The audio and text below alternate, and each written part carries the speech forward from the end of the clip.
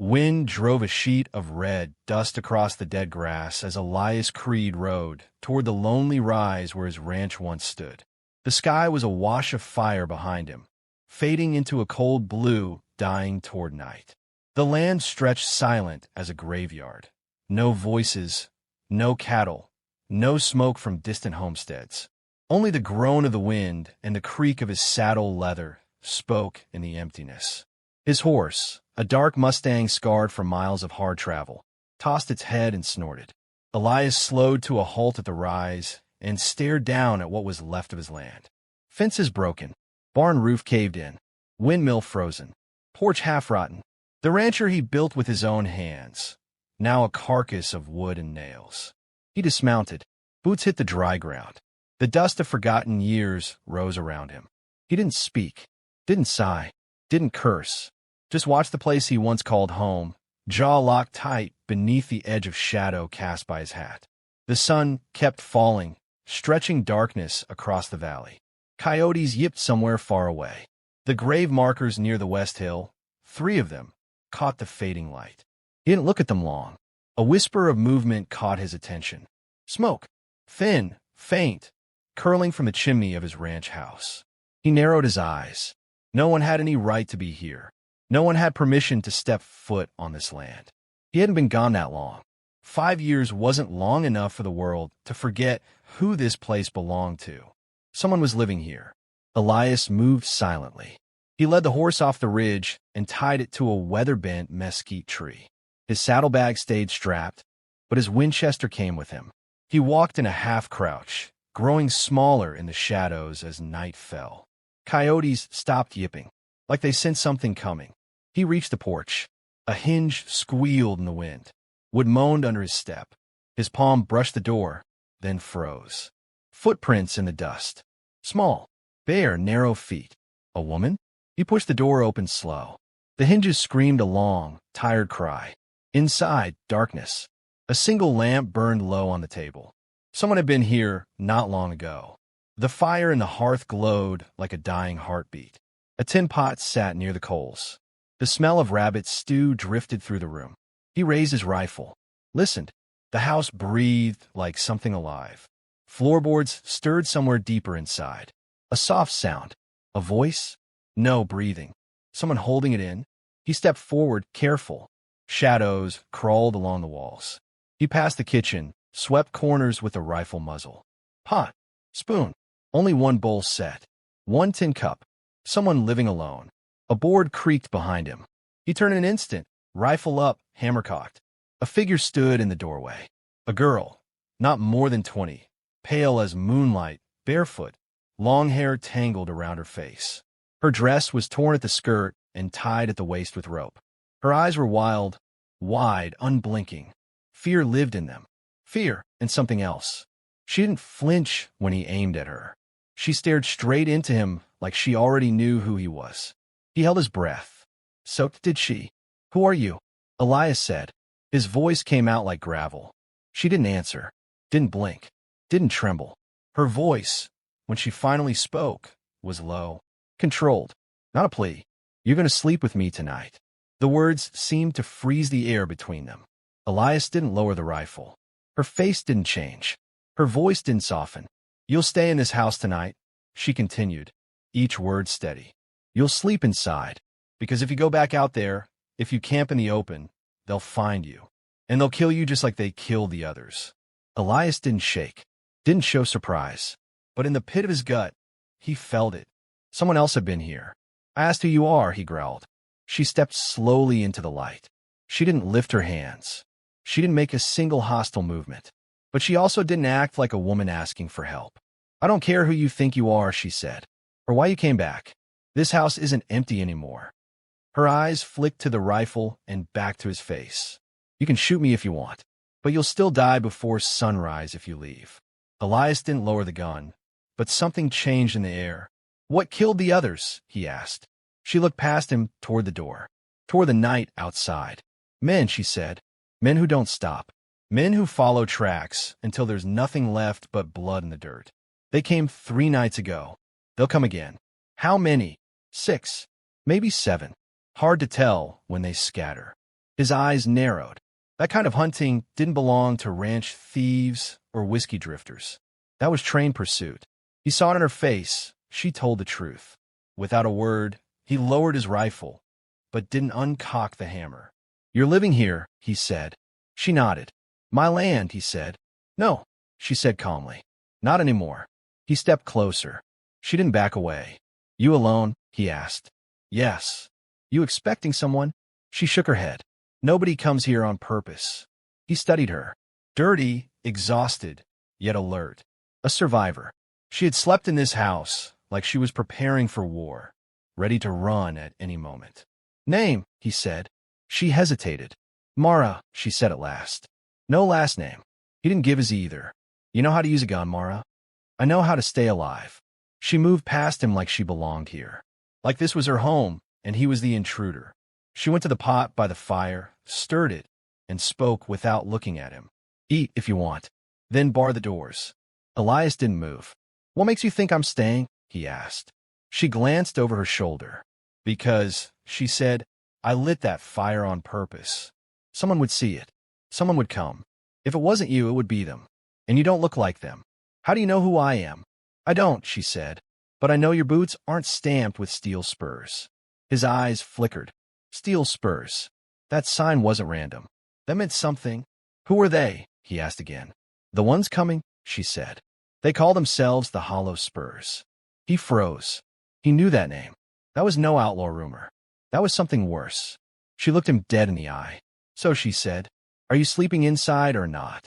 Elias stood in the dark of his own lost home, surrounded by ghosts of the past and hunted by new ones he hadn't yet seen. He walked to the door, shut it, and dropped the locking bar into place.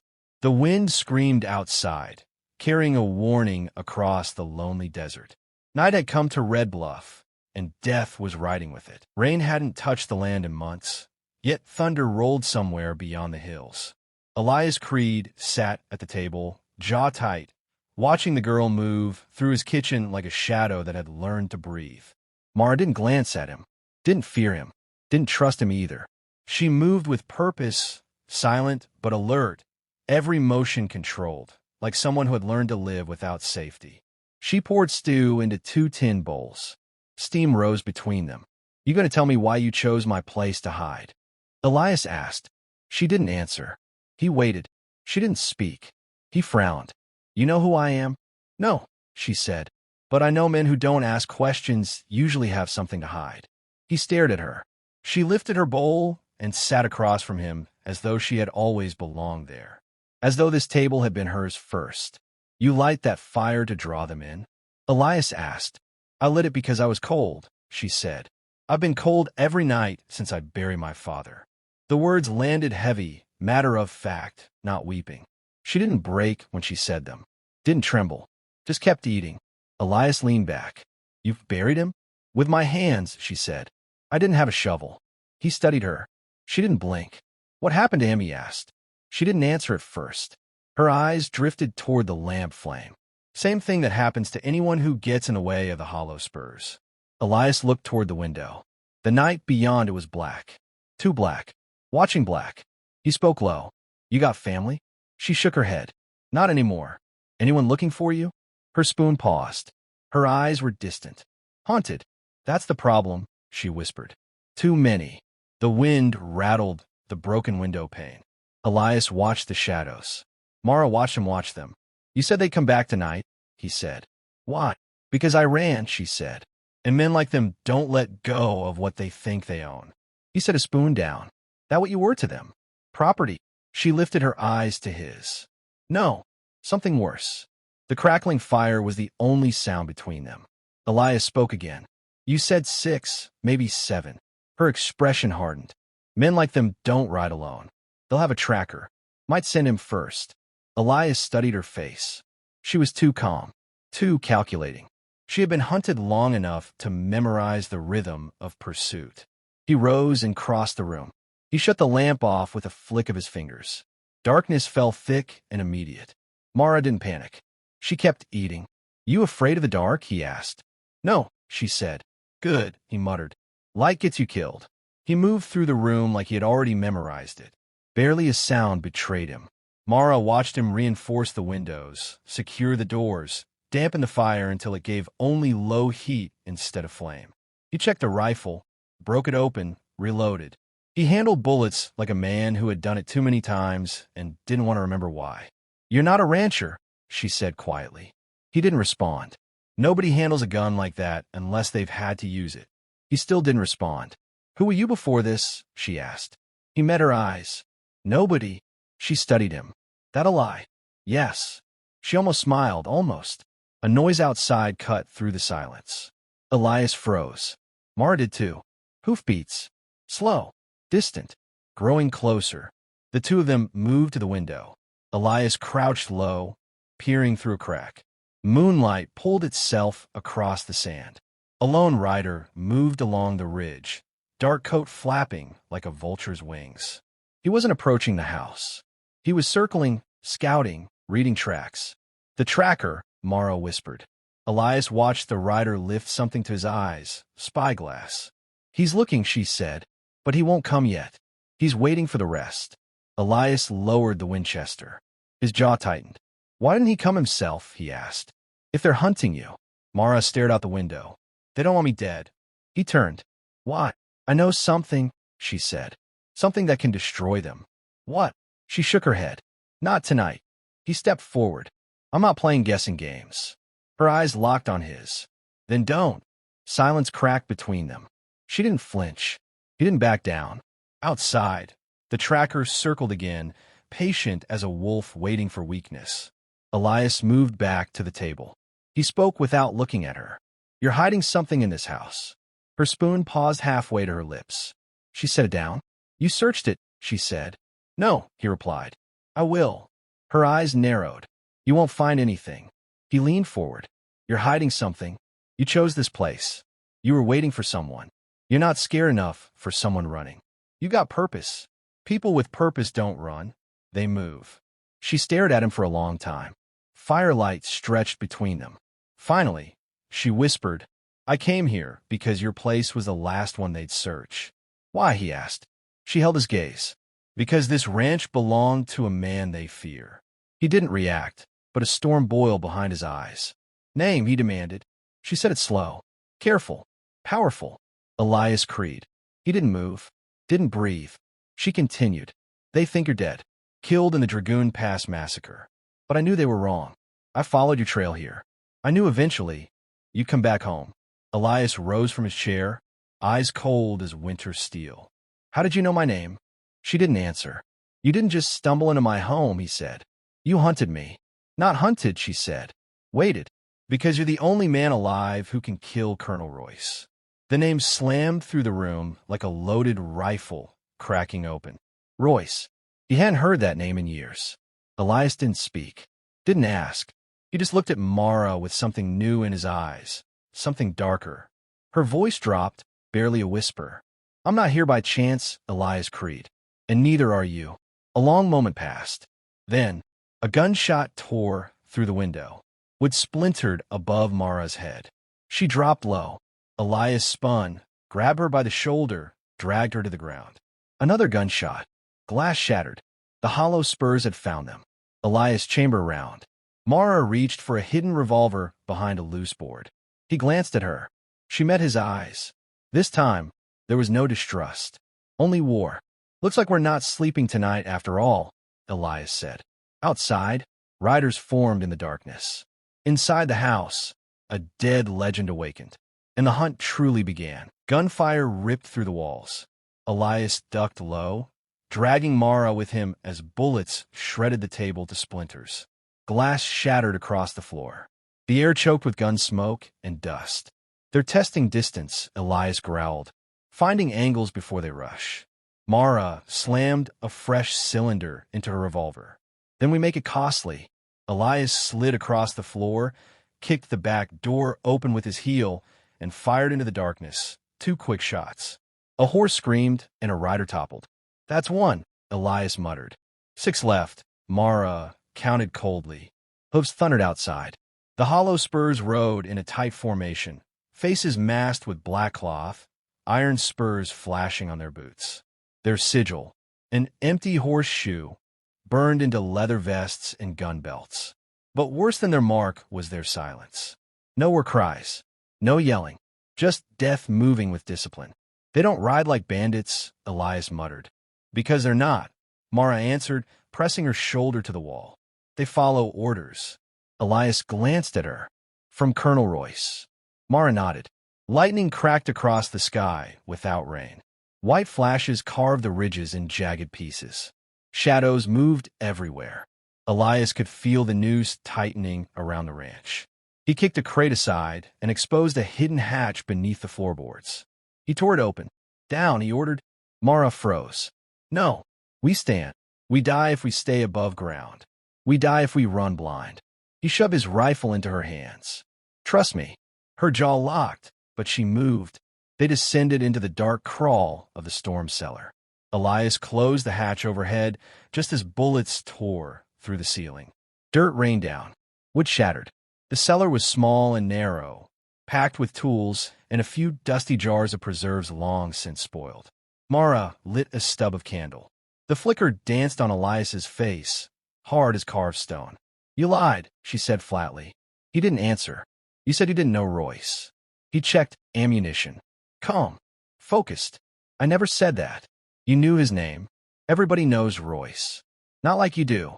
The air was thick. Heavy. She stepped toward him. You fought under him. He didn't look up. You were cavalry, she pressed.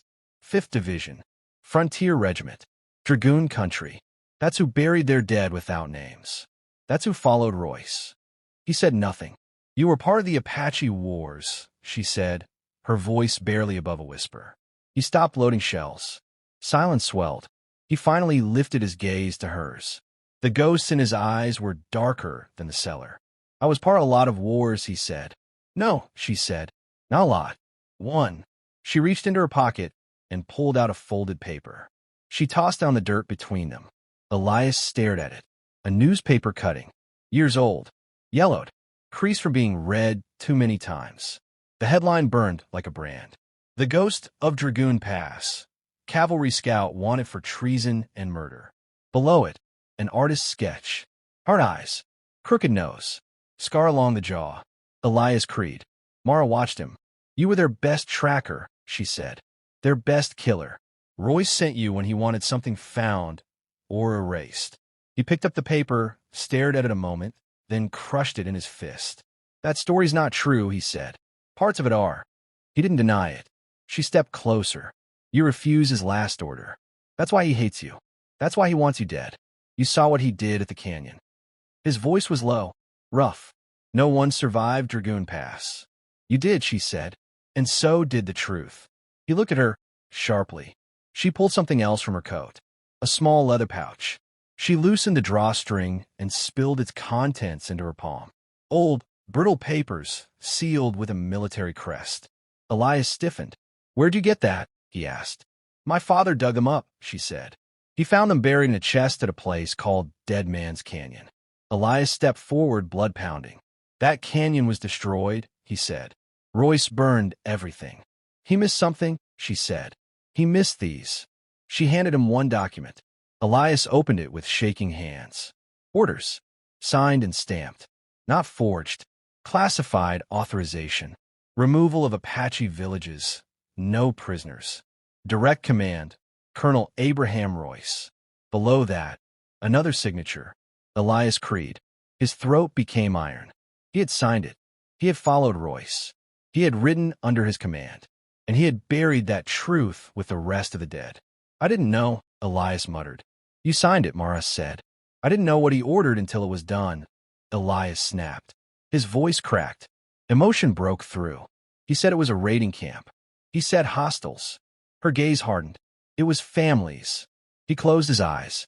He had seen that day every time he slept. The way the fires wouldn't go out. The way the screams wouldn't stop. The way the children didn't run. They hid. He was too late to stop it. Too late to undo what he helped begin.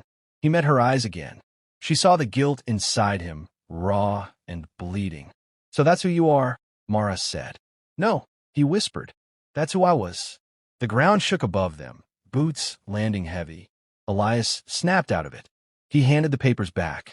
If Royce learns you have these, he won't stop. He'll send 100 men. He'll burn the whole territory. I know, Mara said. He looked sharply at her. Then why carry them? Her voice trembled, but only once. Because someone has to put him in the ground. He stared at her, then nodded slowly. Outside, more boots. More voices. The hollow spurs had dismounted. They'll search, Elias said. Quarter every inch. Then we move before they do, she said. They climbed from a cellar. The ranch house was shredded by bullets. Wind whipped through the broken walls. Lanterns burned weak in the night. Elias checked the horizon. The riders had spread, forming a noose. We don't outrun them, Mara said. No, Elias agreed. We hunt them.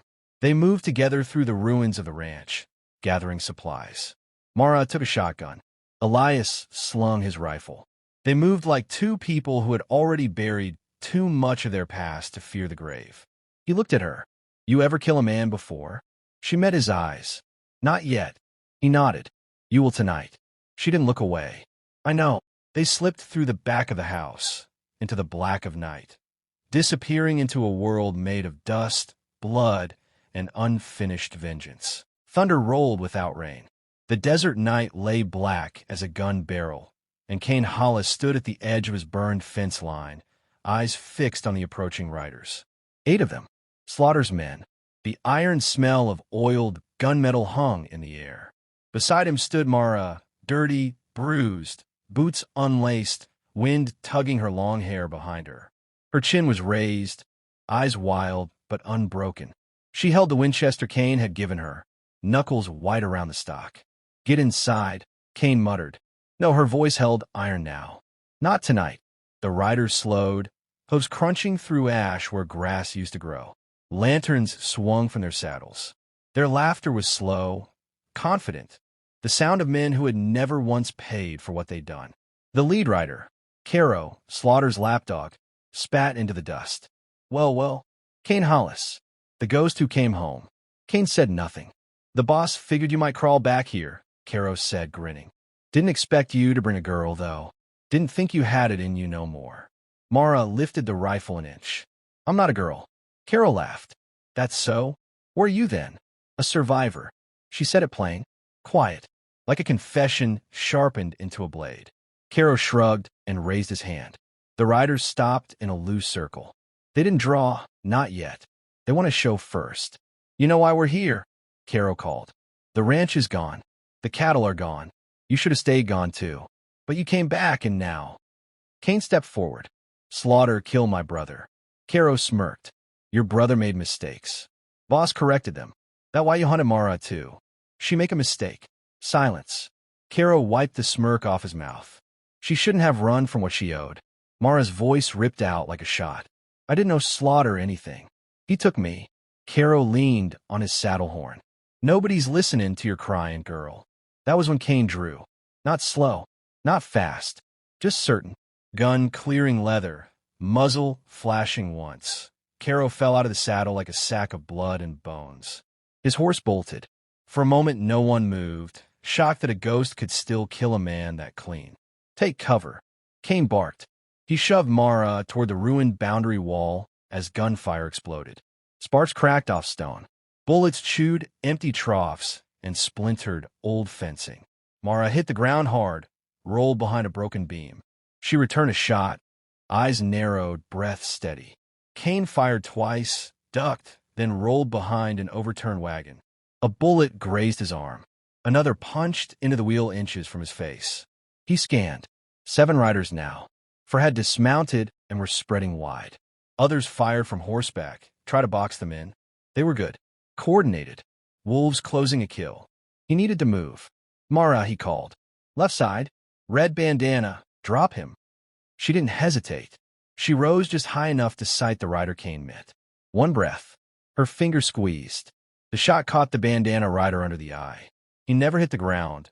He just fell out of existence. Another shot cracked from the right. Kane pivoted, returned fire, clipped a rider's shoulder. The man screamed and tumbled into the dirt. Gunpowder smoke thickened the air. The desert wind carried the scent of blood. Then Kane heard it. The sharp metallic click of someone bolting a rifle behind him. He spun. Too late. A rifle barrel pressed against the side of his skull. "Drop it," the man growled. One of Slaughter's lieutenants. Bald. Scar under his eye. The one who'd branded Mara. "Drop it or die." Kane froze, blood roaring in his ears. Mara saw it from across the yard. She rose, but another rider spotted her, bullets pinning her down. She couldn't reach Kane in time. The lieutenant sneered, pressing the barrel harder. Slaughter was right. "You ain't a legend. You just a broken old ranchman playing outlaw again." Kane didn't blink. "And you're just another coward hiding behind a gun." The lieutenant laughed. "Keep talking. Last words always amuse me." Kane said nothing, but something changed in his eyes. A coldness slid over them. Something old. Something Mara had never seen before. His hands twitched. Then he moved, not like a rancher, like death. He twisted beneath the rifle, grabbed the barrel, yanked it down, and brought his other hand across the man's throat hard. An open palm strike that crushed cartilage. The lieutenant staggered back, choking. Kane drew and fired once, center chest. The man dropped, dead before he hit the dirt. Everything stopped, just long enough for Mara to stare. Kane Hollis wasn't just a rancher. He was something else. Gun smoke drifted around him like a shroud. A rider shouted from the dark. "He's the Black Wolf." That's him. And everything changed. Men who moments ago were sure of themselves suddenly hesitated. Fear cracked open their bravado. Kane raised his gun and slowly turned, eyes like storm glass. The Black Wolf. The ghost outlaw who once wiped out 12 men who murdered a town preacher. The whispered name parents used to scare reckless sons. The man no one had actually seen and lived to tell it. Mara stared. The marks on his wrists. The reflexes. The scars. It all made sense. He had walked away once. Buried the past. But tonight, the past came for him. So he let it out. "Ride now and live," Kane called into the night. His voice carried like iron thrown on stone.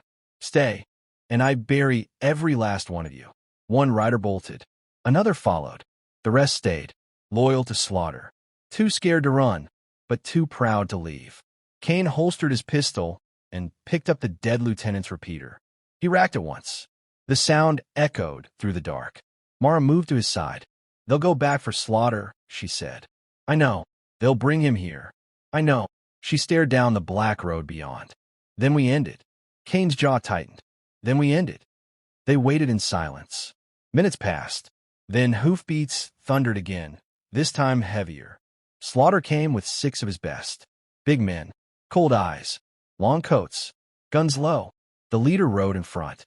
Judge Slaughter, face carved from stone, beard shot with gray, wearing a sheriff's badge stolen from the man he killed to take Beckett County. Eyes dead. He stepped off his horse without a word. "Kane Hollis," Slaughter said. "I figured you'd stay dead." "Didn't take," Kane answered. Slaughter looked past him to Mara. "You should have stayed where I put you, girl." Mara raised the rifle. "I'll die before I go back." Slaughter smirked. "That can be arranged." He drew, not fast but steady, confident. The man didn't miss. Everyone knew it. Kane stepped forward. "She isn't yours anymore. Neither is this land." Slaughter lifted his pistol. "Prove it." For a heartbeat, time didn't move. Then the night exploded. Gunfire roared like thunder. Kane rolled behind a stone pillar, firing controlled, deadly shots. Mara flanked right, using fence posts for cover.